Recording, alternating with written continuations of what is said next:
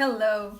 So today, the second part of my book, Attracting the Man of Your Dreams, and we're going to specifically to point 4 where I said, be clear about what you want. Now, this might seem simple, but I'm gonna be talking today one of the important aspects that you have to know. Okay, and tomorrow I'm going to be talking about another one, and then on Thursday another one. So 3 days for this same point, because it's super important that you really know what you want in a relationship. Okay, so the first thing you have to identify in a relationship, okay, that you want, okay, the first thing you have to identify for yourself. Okay, you have to think about what you really want. The first thing is what type of relationship you want, and I'm speaking about it in my book. In the book, I explain 3 different kind of relationships that I've seen during my period of 10 years of really observing, talking to women and men, what kind of relationship they fall into or they really want to attract. And I found that there are 3 mainly, okay? And the first one is, some people, the only thing they want is companionship. Okay, I'm going to explain you what that exactly is. The second one is status, and the third one is love and connection. When you want the first one, companionship, maybe you're not going to say specifically, I want companionship.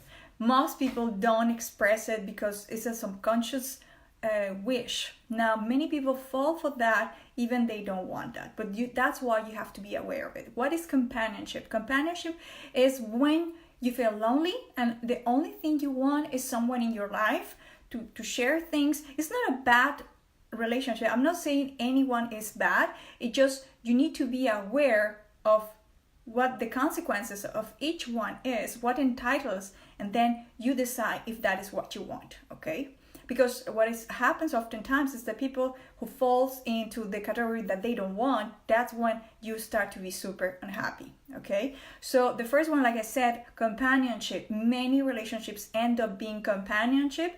They don't have love and connection. And when someone is looking for love and connection and you fall for companionship, you're absolutely unhappy. But you have to really be clear before you even start dating. That's why this is such an important information I'm sharing with you. So the first one I mentioned is companionship, and why you have to be clear about what you want, because when you start dating someone, you have to state clear what you want. If that is what you're looking for, companionship, I just want someone to share my life, to enjoy activities, to live together, and that's it. You have to be clear that this might be something that it might lead to live with someone, to have someone in your life, right? But it does not mean there is love and connection. Very clear. This is something that maybe seems to you exaggerate, but it's not.